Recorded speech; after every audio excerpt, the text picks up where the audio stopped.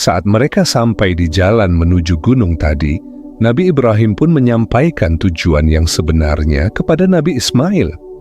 Nabi Ibrahim berkata, "Wahai anakku, sesungguhnya aku bermimpi bahwa aku menyembelihmu. Bagaimana menurutmu?" Mendengar perkataan ayahnya, Nabi Ismail menjawab, "Wahai ayahku, lakukanlah apa yang diperintahkan Allah kepadamu. Insya Allah engkau akan mendapatiku termasuk orang-orang yang sabar." Percakapan yang penuh keimanan ini diabadikan dalam Al-Quran, tepatnya di surah As-Saffat ayat 102.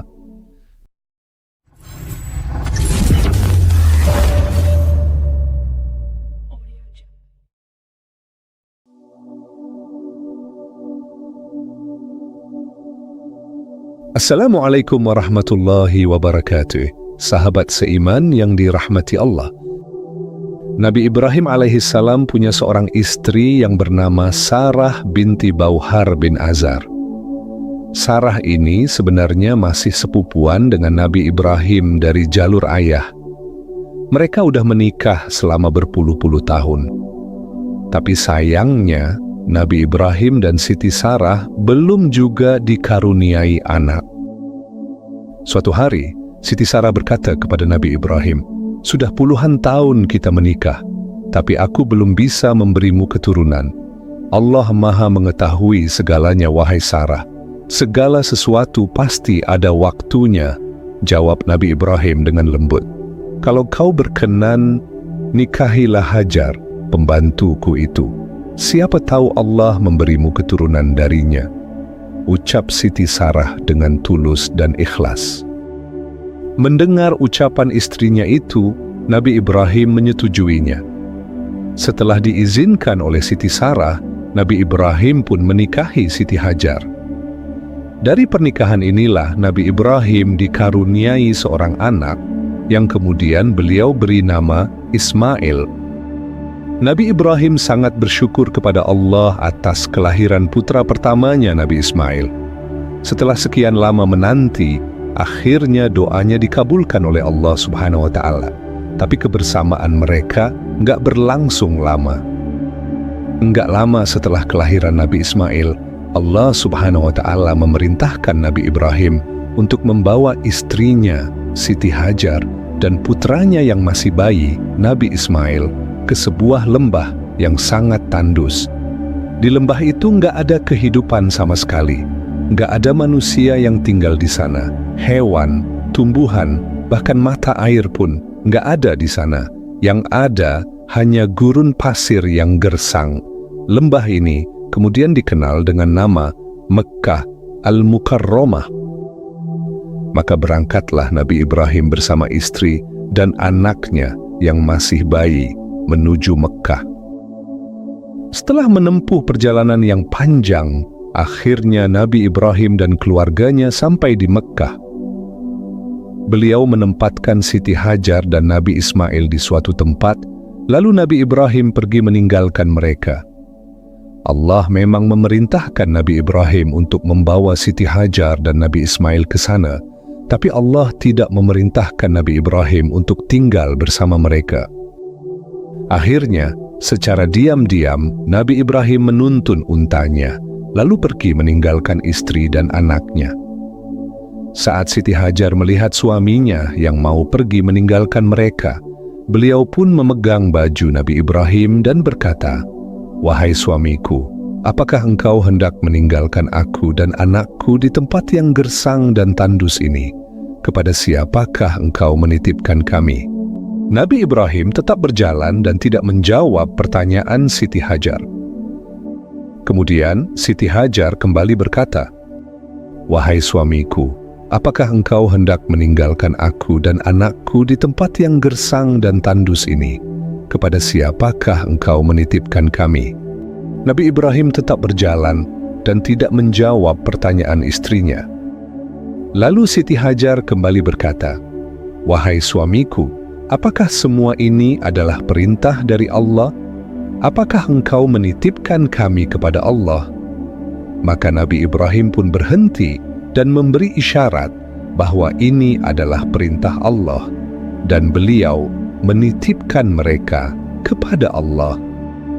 Melihat isyarat yang diberikan oleh suaminya itu, Siti Hajar berkata, "Kalau ini perintah dari Allah, aku ridha dengan perintah ini. Allah pasti akan menjagaku dan aku bertawakal kepadanya." Di tengah perjalanan, Nabi Ibrahim berdoa kepada Allah, "Ya Allah, ya Tuhan kami, sesungguhnya aku telah menempatkan sebagian keturunanku di lembah yang tidak memiliki tanaman apapun, di dekat rumah-Mu yang mulia, Baitullah. Ya Allah, aku lakukan ini agar mereka bisa mendirikan salat. Maka, mohon jadikanlah hati sebagian manusia tergerak untuk mencintai mereka, dan berilah mereka rezeki dari berbagai macam buah-buahan, agar mereka bersyukur." Setelah Nabi Ibrahim pergi, Siti Hajar tetap merawat dan menyusui Nabi Ismail seperti biasanya. Tapi nggak lama kemudian, persediaan makanan dan minuman pun mulai habis. Ismail kecil terus menangis karena kehausan. Siti Hajar mencoba menyusuinya, tapi ASINya tidak mau keluar. Maka Siti Hajar pun berdiri dan melihat sekelilingnya. Ia berharap ada air yang bisa dia temukan. Tangisan Nabi Ismail membuat Siti Hajar semakin bingung. Tiba-tiba Siti Hajar melihat genangan air di balik Bukit Safa. Dengan penuh harap, ia naik ke bukit itu. Begitu Siti Hajar sampai di atas bukit tersebut, beliau tidak melihat setetes air pun, ternyata cuma fata morgana. Namun Siti Hajar tidak menyerah. Saat beliau masih berdiri di atas Bukit Safa, tiba-tiba Siti Hajar kembali melihat genangan air di Bukit Marwah. Beliau pun segera turun dari Bukit Safa, lalu berlari kecil menaiki Bukit Marwah. Namun saat beliau sampai di atas Bukit Marwah, air juga tidak ada. Lagi-lagi hanya fata morgana. Ketika beliau berada di atas Bukit Marwah, Siti Hajar kembali melihat genangan air di Bukit Safa. Maka beliau pun turun dari Bukit Marwah dan kembali naik ke Bukit Safa sambil berlari-lari kecil.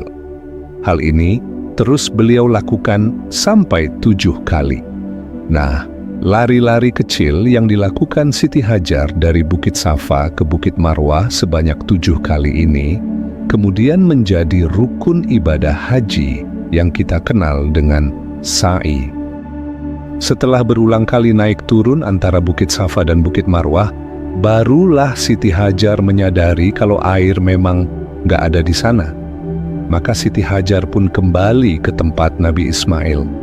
Begitu beliau sampai di tempat Nabi Ismail, Siti Hajar terkejut bukan main. Ternyata di bawah kakinya Nabi Ismail ada mata air yang mengalir dengan sangat deras. Perlu sahabat seiman ketahui, sebenarnya ada beberapa pendapat mengenai munculnya mata air itu. Ada yang berpendapat mata air itu keluar karena hentakan kaki Nabi Ismail saat beliau menangis kehausan. Namun ada juga yang meyakini kalau mata air tersebut muncul karena Allah mengutus malaikat Jibril. Lalu malaikat Jibril mengepakkan sayapnya ke tanah, maka keluarlah air tersebut. Nah, mayoritas ulama menyepakati kalau pendapat kedualah yang lebih kuat. Saat Siti Hajar melihat air memancar begitu deras dari bawah kaki Nabi Ismail, beliau segera berlari mendekatinya. Dengan sigap, ia membuat semacam bendungan kecil dari pasir, agar air itu tidak menyebar kemana-mana. Saat beliau sedang membuat bendungan itu, Siti Hajar mengucapkan, "Zam-zam," yang berarti, "Berkumpullah, berkumpullah." Dari sinilah air itu kemudian dikenal dengan nama Zam-zam. Dalam hal ini, Rasulullah SAW bersabda, "Semoga Allah merahmati ibunya Ismail. Andai saja Siti Hajar tidak membendung air itu, niscaya Zam-zam akan menjadi lautan yang luas." Pada suatu hari, sekelompok pedagang dari Yaman sedang dalam perjalanan menuju Syam. Dalam rute perjalanan mereka melewati daerah sekitar Mekah. Ketika mereka mulai mendekati wilayah itu, mereka melihat burung-burung terbang melingkar di atas sebuah lembah. Mereka tahu, jika ada burung yang terbang seperti itu, biasanya ada air di sana, atau mungkin mata air, bahkan mungkin ada danau di sana. Dengan penasaran, mereka pun mendekati lembah tersebut. Sesampainya di sana, mereka terkejut saat bertemu dengan seorang wanita dan seorang anak kecil. Mereka lalu bertanya, "Kalian ini jin atau manusia?" Siti Hajar menjawab, "Aku manusia. Ini adalah tempat yang telah Allah siapkan untuk ditinggali oleh putraku." Lalu Hajar pun menceritakan kisahnya, bagaimana ia ditinggalkan di lembah itu, dan bagaimana mata air yang ajaib itu muncul. Para pedagang itu berkata, "Bolehkah kami meminum air darimu?" Maka Siti Hajar pun mengizinkannya. Ketika mereka meminum air Zam-Zam itu, ternyata airnya sangatlah segar, jernih, dan menyejukkan. Mereka juga melihat bahwa lembah yang tadinya gersang kini telah ditumbuhi rerumputan, pertanda kesuburan mulai hadir. Hati mereka pun sangat gembira. Nggak lama setelah itu, para pedagang kembali ke Yaman, lalu membawa keluarga serta hewan ternak mereka ke Mekah. Lalu para pedagang itu memutuskan untuk tinggal di sana. Sejak saat itu, Mekah yang dulunya sunyi dan tandus berubah menjadi wilayah yang subur dan ramai penduduk. Benar-benar luar biasa nikmat Allah ketika kita ikhlas dan ridha atas takdirnya, maka Allah akan mencukupi dengan cara yang tak terduga. Sekarang mari kita lanjut ke kisah pembangunan Ka'bah Baitullah. Sebenarnya Ka'bah Baitullah sudah pernah dibangun jauh sebelum masa Nabi Ibrahim. Dalam riwayat disampaikan, Baitullah pertama kali didirikan oleh Nabi Adam bersama putranya yang bernama Shits. Namun seiring berjalannya waktu, tepatnya pada masa Nabi Nuh alaihi salam, terjadi sebuah peristiwa besar, yaitu banjir yang sangat dahsyat. Akibat dari peristiwa itu, Ka'bah Baitullah hancur dan yang tersisa hanyalah pondasinya saja. Maka Allah memerintahkan Nabi Ibrahim untuk membangun kembali Ka'bah Baitullah dan menyempurnakannya. Saat menerima wahyu ini, Nabi Ibrahim masih berada di negeri Syam. Maka beliau pun berangkat menuju Mekkah, menjalankan perintah Allah dengan penuh keikhlasan. Ketika sampai di Mekkah, Nabi Ibrahim sempat bingung, beliau nggak tahu di mana letak fondasi Baitullah yang dahulu pernah dibangun oleh Nabi Adam. Lalu, Allah memerintahkan awan untuk menaungi area fondasi itu sebagai petunjuk kepada Nabi Ibrahim. Setelah menerima petunjuk dari Allah, Nabi Ibrahim pun mulai membangun Ka'bah Baitullah di tempat tersebut. Nabi Ibrahim membangun Ka'bah Baitullah menggunakan batu sesuai kondisi saat itu. Dalam proses pembangunan ini, Nabi Ibrahim nggak bekerja sendirian. Beliau dibantu oleh putranya Nabi Ismail. Nabi Ismail bertugas mengambil batu dan lumpur, sedangkan Nabi Ibrahim yang membangun Ka'bah tersebut.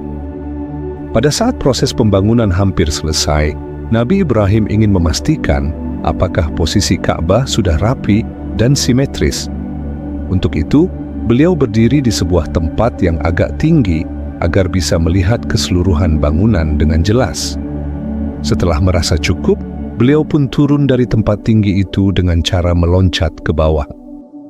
Nah, saat Nabi Ibrahim meloncat, tanah yang diinjak itu meninggalkan bekas telapak kakinya.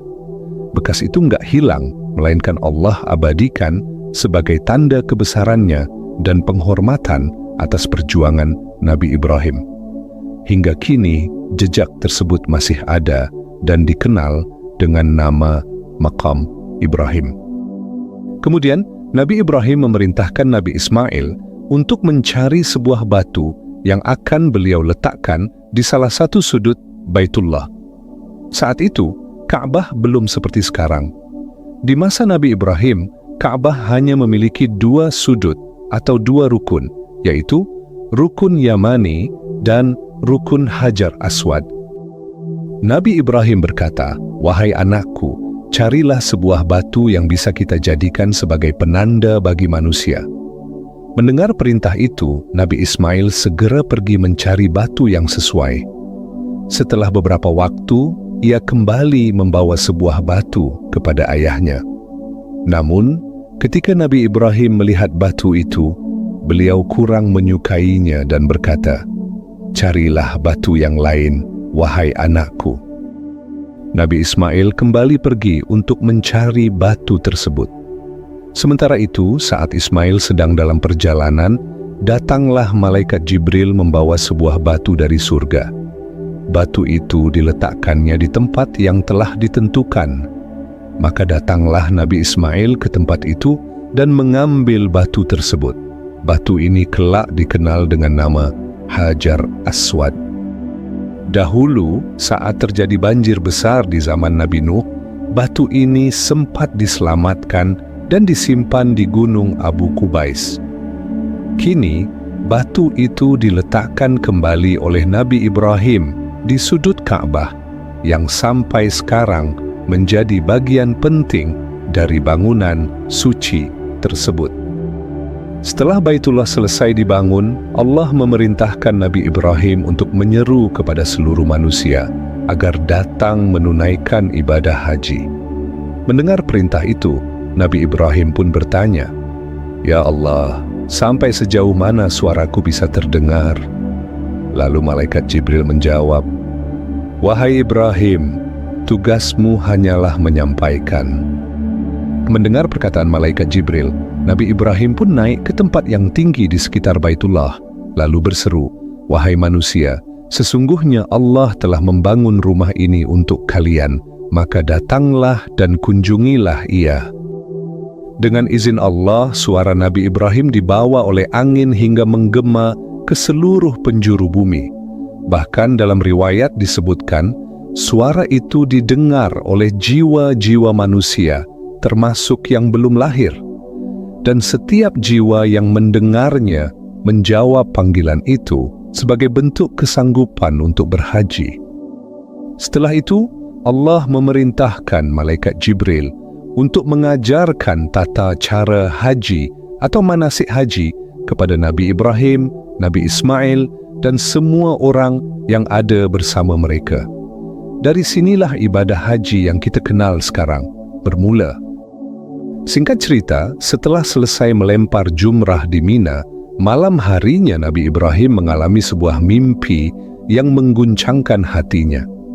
Dalam mimpi itu, beliau diperintahkan untuk menyembelih putranya, Ismail. Awalnya, Nabi Ibrahim mengira bahwa mimpi itu hanyalah godaan dari setan yang ingin mengganggu dan menguji imannya. Namun di malam kedua mimpi yang sama kembali datang. Dan lagi-lagi Nabi Ibrahim menganggapnya sebagai gangguan dari setan. Tapi ketika mimpi itu datang lagi untuk ketiga kalinya, ada suara yang memanggil beliau dalam tidurnya. "Wahai Ibrahim, setan tidak akan menyuruhmu untuk taat kepada Tuhanmu. Maka lakukanlah perintah itu." Barulah saat itu Nabi Ibrahim benar-benar yakin bahwa ini bukan mimpi biasa, bukan pula godaan setan, melainkan perintah langsung dari Allah. Keesokan harinya Nabi Ibrahim berkata kepada Siti Hajar, istrinya, "Basuhlah kepala Ismail, minyakilah rambutnya, dan dandani dia dengan baik." Siti Hajar pun menuruti perintah Nabi Ibrahim tanpa curiga sedikit pun. Setelah itu, Nabi Ibrahim memanggil putranya dan berkata, "Wahai anakku, ambillah pisau dan tali. Kita akan mencari kayu bakar di jalan gunung itu." Nabi Ismail pun mengambil apa yang diperintahkan oleh ayahnya. Lalu mereka berdua berangkat, berjalan menuju pegunungan. Di tengah perjalanan tiba-tiba muncullah seorang pria tua. Ia menghampiri Nabi Ibrahim dan bertanya, "Wahai Ibrahim, kalian mau kemana?" Nabi Ibrahim menjawab, "Ke jalan gunung itu, aku ada urusan di sana." Lalu pria tua itu berkata, "Jangan pergi Ibrahim, aku tahu itu bukan perintah Tuhanmu, itu pasti godaan setan yang menyuruhmu untuk menyembelih anakmu sendiri." Mendengar perkataan itu, Nabi Ibrahim segera menyadari, pria tua ini bukan orang biasa, ini adalah iblis. Dengan tegas Nabi Ibrahim berkata, "Menjauhlah dariku, wahai musuh Allah. Aku benar-benar akan mengikuti perintah dari Tuhanku." Setelah gagal menggoda Nabi Ibrahim, iblis pun beralih untuk menggoda Nabi Ismail. Ia mendekati Nabi Ismail lalu bertanya, "Wahai anak muda, tahukah kamu kemana ayahmu akan membawamu?" Nabi Ismail menjawab, "Kami hendak mencari kayu bakar." Lalu iblis berkata kepada Nabi Ismail, "Demi Allah, bukan itu tujuan ayahmu. Ayahmu akan menyembelihmu." Ia menyangka itu adalah perintah dari Allah. Nabi Ismail pun menjawab, "Aku yakin ini adalah perintah Allah. Aku ridha dan mematuhi perintahnya." Dengan jawaban itu, iblis pun kalah. Ia enggak berhasil menggoda Nabi Ibrahim maupun Nabi Ismail. Saat mereka sampai di jalan menuju gunung tadi, Nabi Ibrahim pun menyampaikan tujuan yang sebenarnya kepada Nabi Ismail. Nabi Ibrahim berkata, "Wahai anakku, sesungguhnya aku bermimpi bahwa aku menyembelihmu. Bagaimana menurutmu?" Mendengar perkataan ayahnya, Nabi Ismail menjawab, "Wahai ayahku, lakukanlah apa yang diperintahkan Allah kepadamu. Insya Allah engkau akan mendapatiku termasuk orang-orang yang sabar." Percakapan yang penuh keimanan ini diabadikan dalam Al-Quran, tepatnya di surah As-Saffat ayat 102. Karena melihat anaknya ridha terhadap perintah Allah, Nabi Ibrahim pun bersiap untuk melaksanakan perintah itu. Sebelum proses penyembelihan itu dilakukan, Nabi Ismail berkata kepada ayahnya, "Wahai ayah, saat engkau mau menyembelihku, maka ikatlah tangan dan kakiku terlebih dahulu, agar aku tidak meronta-ronta saat pisau menyentuh kulitku. Tajamkanlah pisaumu, wahai ayah, agar engkau bisa cepat menyembelihku." Nabi Ismail lalu melanjutkan, "Ayah, balikkanlah wajahku, jangan lentangkan aku menghadapmu, agar engkau tidak melihat wajahku, karena itu bisa membuatmu ragu atau merasa kasihan kepadaku, sehingga engkau urungkan niatmu untuk melaksanakan perintah Allah. Setelah itu ayah, tolong kembalikan bajuku kepada ibu. Biarlah baju ini bisa ia peluk dan cium sebagai pengobat rindunya kepadaku." Mendengar ucapan putranya yang begitu tulus, dengan haru Nabi Ibrahim berkata, "Wahai anakku Ismail, sungguh engkau adalah sebaik-baik makhluk yang menjalankan perintah Allah." Ketika Nabi Ibrahim bersiap untuk menyembelih putranya, tiba-tiba terjadi sesuatu yang tidak disangka-sangka. Pisau yang ada di tangan Nabi Ibrahim menjadi tumpul dan nggak bisa digunakan.